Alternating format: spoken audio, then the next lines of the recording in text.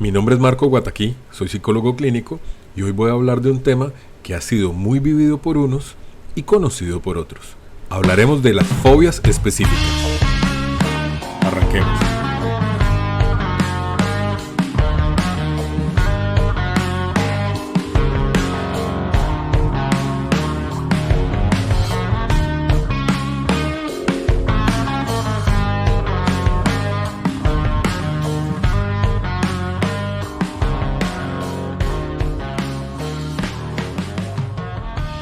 El día de hoy vamos a hablar acerca de fobias específicas. Con respecto a las fobias específicas hay muchos temas, mucho contenido que no siempre es el adecuado, pero además de eso hay muchísimos mitos que escuchamos de amigos, en la calle, que leemos en internet, y la verdad es que no todo necesariamente es así. No necesariamente están en lo cierto todas las cosas que se dicen. Lo primero es, ¿qué entendemos nosotros por fobias específicas? Cuando hablamos de una fobia específica, pues claro, es específica, a algo puntual. No es una fobia en general, no. Hablamos de algo muy específico. Ya voy a dar ejemplos de qué. Nosotros decimos que es un temor significativo. Cuando decimos significativo, ¿a qué se refiere? A que realmente me incapacita, a que realmente genera cambios en mí. Imagínense la cicla. Me cae en algún momento. Puede que me genere temor, pero no es significativo como para yo empezar a cambiar mis rutinas, mis reacciones, la forma en que pienso, la forma en que actúo, por la aparición de esa cicla. ¿Ok? Entonces recuerden, temor significativo es que yo estoy dispuesto a cambiar muchas de las cosas que hago, muchas de las rutinas que estoy realizando por ese temor. Por ejemplo, si voy caminando y veo una serpiente, voy a desviarme. O como le ocurrió alguna vez a una paciente mía, si voy caminando y veo una vaca, tengo que desviarme porque la vaca me genera temor. También hablamos de que es un temor duradero. Un temor duradero se refiere a qué? A que no es un temor que se te olvide en 5 minutos. Es un temor que te dura muchísimo más tiempo. Muchísimo más tiempo, que puede estar entendido como meses, años, toda una vida. Pero que cuando ocurre, cuando se presenta ese evento, no se quita en 5 minutos. No es que yo salgo corriendo y dejé de ver al perro y entonces ya la fobia desapareció. No, yo sigo sintiendo toda la suma de sensaciones que estoy teniendo en mi cuerpo. Hablamos de que es excesivo o irracional. ¿Cómo así excesivo o irracional? Yo soy consciente que mi reacción de salir corriendo y huir de donde yo estaba es completamente excesiva, es exagerada, pero no lo puedo controlar. Yo soy consciente que lo que estoy pensando en ese momento no es algo normal, no es algo que todo el mundo entienda. A eso se refiere que es irracional. Cuando hablamos de que es irracional es porque yo entiendo claramente que mi reacción no es la adecuada. Ahora, pónganle cuidado. Ya dijimos que es temor significativo, duradero, excesivo o irracional, ¿cierto? Acá viene un punto que es importantísimo. Esas sensaciones ocurren por la presencia o anticipación de un objeto o situación. Presencia o anticipación de un objeto o situación. Es decir, el ver algo o el saber que yo voy a pasar, por ejemplo, como decíamos hace un momento, por un espacio abierto donde voy a encontrarme con una vaca. Esa presencia o la anticipación es lo que marca realmente ese temor significativo, duradero, excesivo o irracional. ¿Por qué? Porque esa es la ansiedad real. ¿Ok? Ahora, decimos que la exposición al estímulo fóbico o pensar en el estímulo provoca casi siempre una respuesta inmediata de ansiedad. ¿Cómo así? Imagínense que ustedes le tienen miedo a las arañas y el solo hecho de pensar en una araña ya genera en ustedes sensaciones. Vamos a hacerlo con un ejemplo que yo creo que a muchas personas le aplica. Imaginen una cucaracha. una cucaracha de color café, que tiene unos bordecitos un café más claro, las alas son como de un café más oscuro, tiene esa capa como dura, que si uno llega a pisar es como crujiente, y está adentro ese líquido blanco, tiene las patas como con pelitos. Todos ustedes que se imaginaron eso y se les fue erizando la piel, sobre todo uno lo nota en la piel del brazo, que empezaron a sentir todo ese temor. Eso es lo que estábamos hablando. El pensar o el estar ante ese estímulo, ante esa presencia de ese animal o de eso que me genera fobia, es lo que genera una respuesta inmediata de ansiedad. ¿Listo? Entonces, recuerden lo que decíamos. Vamos acá retomando. Un temor que es significativo y duradero, excesivo o irracional, y que está guiado u orientado por la presencia o anticipación. ¿Ok? Ahora, el solo pensar o el exponerme ante eso que me genera todo esto que dijimos es la real fobia específica. Importantísimo. Para que podamos hablar de un diagnóstico de fobia específica, es necesario que esa persona sepa y reconozca que su temor es excesivo. Es decir, si yo salgo corriendo porque se acercó un tigre a donde yo estaba, pues mi temor no es excesivo, para nada. Lo normal es salir corriendo, porque si yo no salgo corriendo puedo morir. Entonces no hay un temor excesivo. Pero si yo veo una hormiga que se acerca y salgo corriendo de la misma manera y paro de correr después de 2 kilómetros, por supuesto que es un comportamiento excesivo o irracional. Y ahí es donde radica entonces que la persona es consciente de que su comportamiento y su respuesta no siempre va a coincidir con lo que estaba viviendo en ese momento. Normalmente, una persona que tenga fobia puede evitarlo. Pero algunas veces esa persona puede hacer esfuerzos para aguantarlo, para soportarlo. Pero por supuesto con muchísima angustia. Un ejemplo sería cuando yo llevo algo en la mano, voy caminando y veo un perro que me genera muchísimo temor porque tengo fobia ante los perros, y empiezo a apretar ese objeto que tengo en la mano para poder pasar al frente del perro. Entonces yo internamente estoy con muchísimo temor, tengo mucha ansiedad, pero lo estoy apretando y eso me ayuda a soportar un poco esa angustia que estoy sintiendo. ¿Ok? ¿Qué otro punto debemos tener en cuenta para poder hablar de fobias específicas?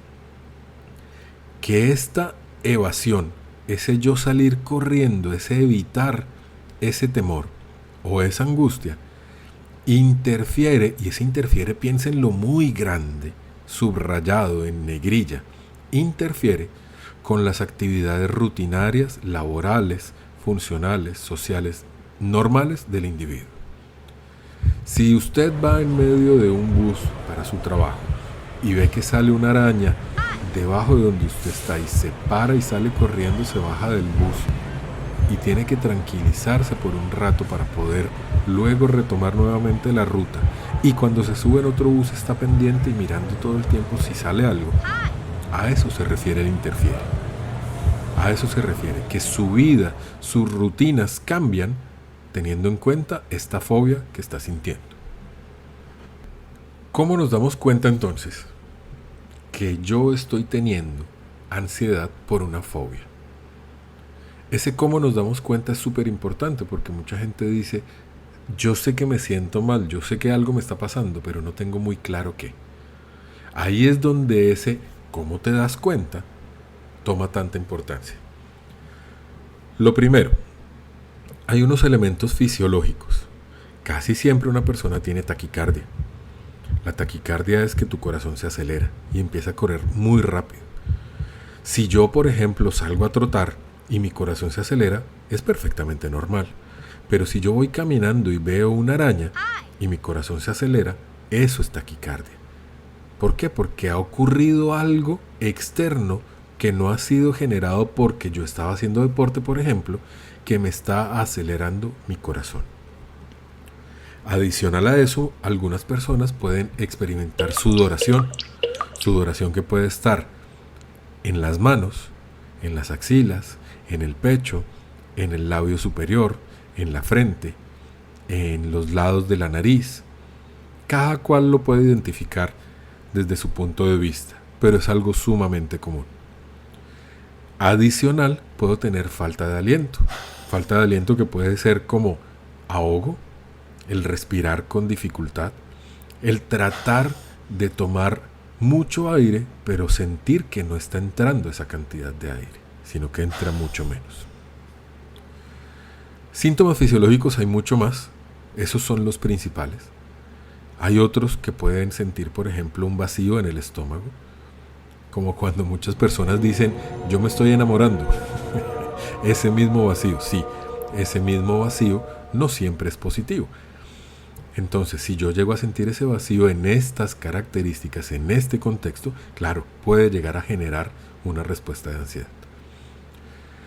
Como les decía, hay muchas respuestas de ansiedad más, acá hablamos de las más comunes. Resulta que hay otro tipo de respuestas que también se pueden presentar, que son las cognitivas. ¿Las cognitivas a qué se refiere? A lo que yo pienso, a lo que pasa por mi cabeza en ese momento. Les doy un ejemplo. La persona que ve una serpiente a 5 metros, sus pensamientos son que la serpiente lo va a matar, que la serpiente lo va a asesinar en ese momento, y probablemente con solo acercarse y rozarlo ya va a ser suficiente para que le dé un paro cardíaco, por ejemplo. Si se dan cuenta, hablamos de que son temores catastróficos, porque yo los pongo como si fuera una catástrofe, como si fuera lo último que va a pasar, como si fuera lo peor que me puede ocurrir. Y no necesariamente es así, por supuesto que ocurre. La persona está interpretando de más la situación. Dentro de esas características también encontramos las conductuales. Usualmente, una de las primeras características conductuales es la evasión.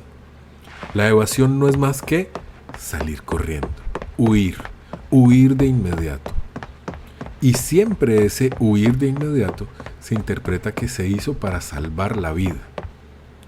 Yo salí corriendo para salvar mi vida y dejar de sentir todo lo que estaba sintiendo. Pero dense cuenta de algo. Más adelante vamos a profundizar en esto, pero dense cuenta de algo desde ahorita. La gran mayoría de personas que salen corriendo y que buscan evitar todo eso, no están evitando realmente la vaca, el perro, la araña, la hormiga, la cucaracha que hablábamos, sino están evitando sentirse como se están sintiendo.